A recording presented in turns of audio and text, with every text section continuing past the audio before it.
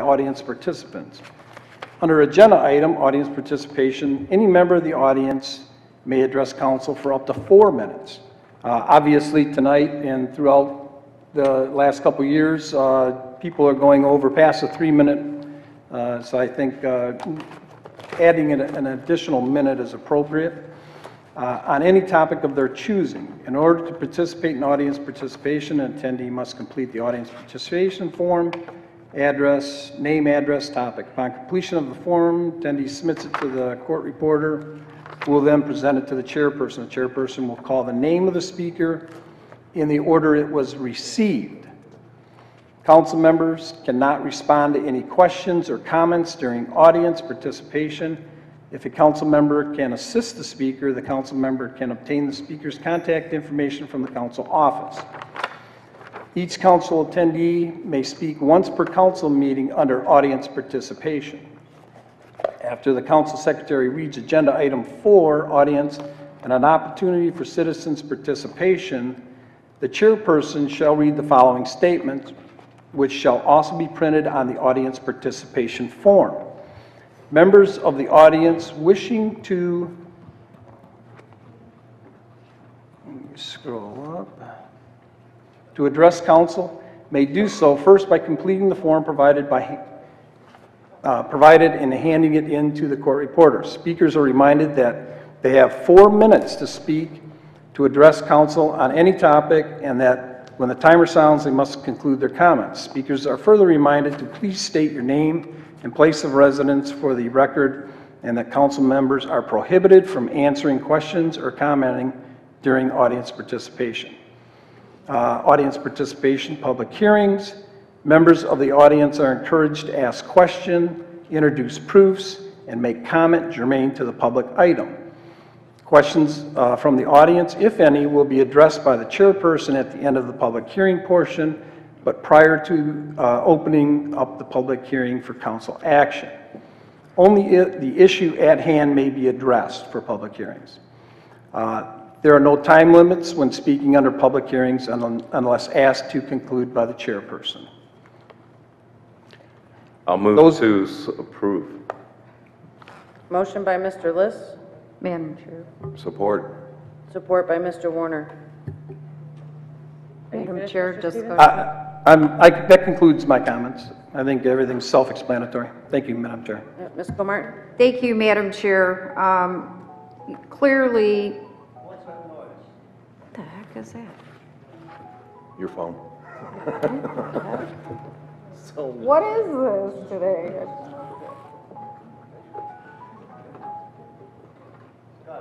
Probably alarm. All right, clearly we have, with the council agenda, council rules of procedure 1.5, the meeting is, we've got issues with that. We've got issues with the Open Meetings Act that was very kindly provided by Councilman Liss for everybody here. He gave us an actual copy, very well updated. I think everybody here on council appreciated that. Secondly, we have a lot of legal opinions that have been done in the past that I think we need to review. There's several items here. Audience participation, I'll agree with Mr. Stevens on one thing. I think that people should have the opportunity to speak ahead of time on agenda items, and maybe we should allow a half hour for people to speak on the items, so we will get more participation. But putting audience participation in the beginning, maybe just to discuss on the agenda items at that point, and then have audience at the very end. And that would follow the Open Meetings Act very clearly. And we do have a legal opinion that addresses that, but the way it is right now, I think just to put audience in front doesn't support the definition of a meeting, what we have with a meeting. A meeting is every action that council takes on an item. When we vote on an item and then the public is allowed to speak on those at the very end, how can they speak on what we voted on in the beginning? It might address an item that there's a problem with, but we don't have the consensus. It's not giving the people the opportunity to speak after we voted on something, and I don't think that's right. And I definitely, just based on the Opens Meeting Act, I would be more than happy to table this to a committee of the whole and to review more of these documents and the legal opinions that we have rendered from our city attorney's office. Is that a motion to table? I have a motion to table. Madam Chair, before someone supports Committee Is that, there a the whole. support to table? I have a tabling motion on the floor. Yeah, we're Well, missing the one member. tabling motion dies due to lack of support. Mr. Warner? thank you, Madam Chair. Through the chair to two of my colleagues who work for other municipalities, how do they do it in Southfield, Mr. Stevens? Actually, in Southfield, if you wish to speak, they encourage you to send your comment and/or your request to speak at the meeting prior to the meeting. Okay.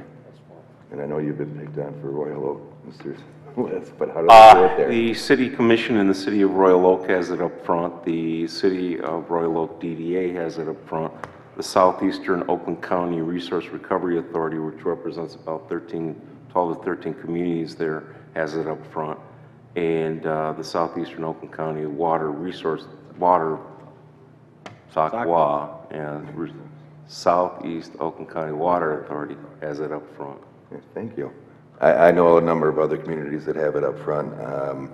I agree with Mr. Stevens. We disenfranchise people just because they cannot stay up till 12, 1 o'clock at night.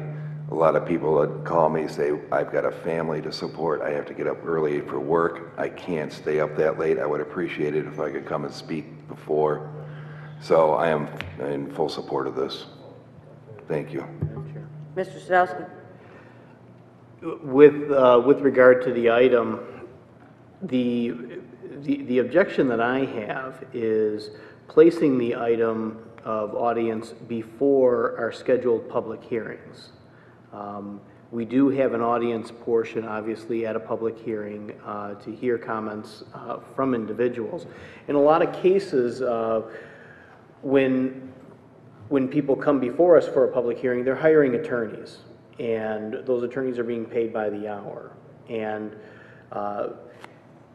having them have to sit through audience participation, especially on some nights where we may have several issues that people want to discuss.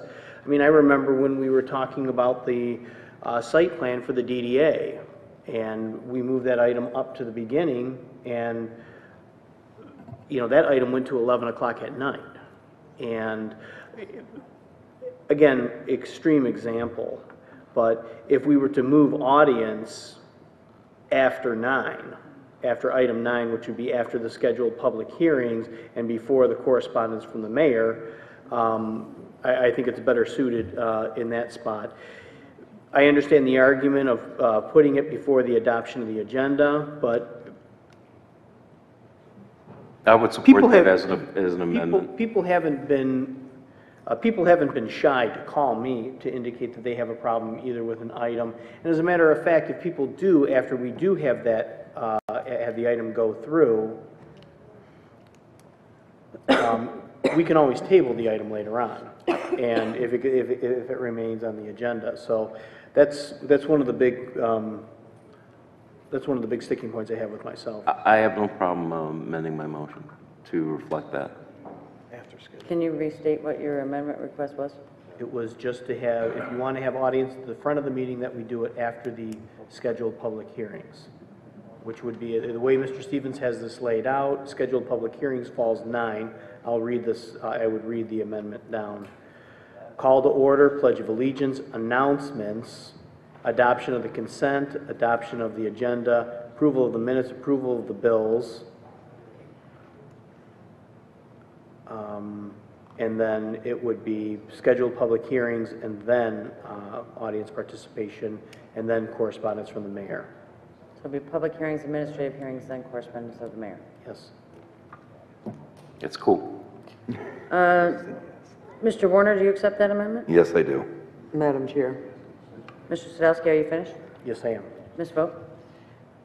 Mr. Sadowski just stated what I've stated many times when this issue has come up, and when Mr. Fouts was on the council and wanted to put issues up ahead of the public hearings, is that those people are scheduled, and whether they have attorneys or they have contractors or they have whatever professionals, it just makes sense to get those issues out of the way. And then, because I consider audience like part of our council business. So that's where they need to be, is right there with our correspondence from the mayor, what have you. So with the change that Mr. Sadowski's proposed and Mr. Liss accepted, I can support this. Madam Chair. Mr. Stevens?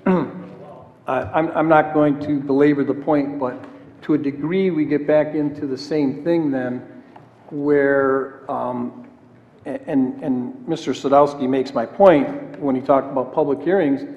Sometimes public hearings go to 11 o'clock at night. So now we're still in the position of disenfranchising, or possibly disenfranchising people.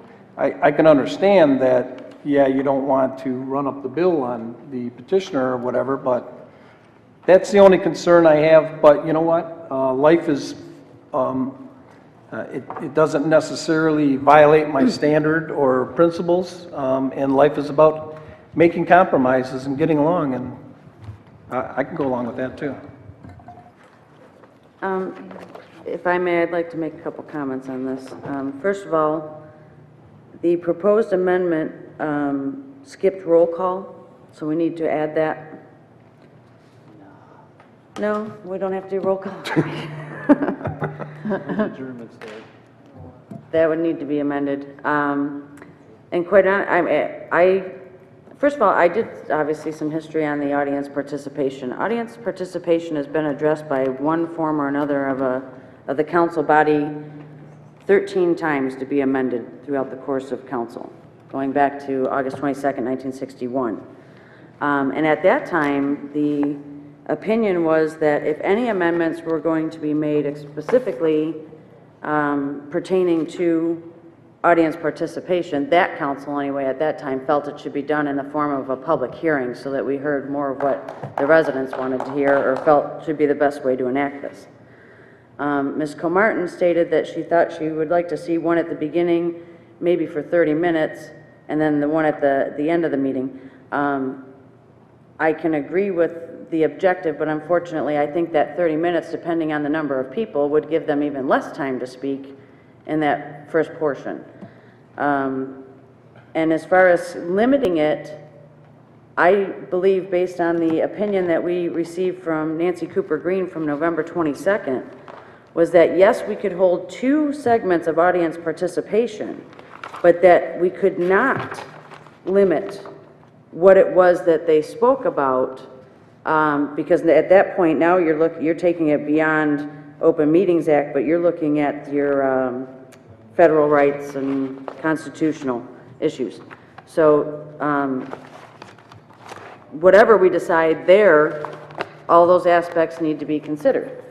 The Open Meetings Act is kind of, if you read 15.263, number 5, a person shall be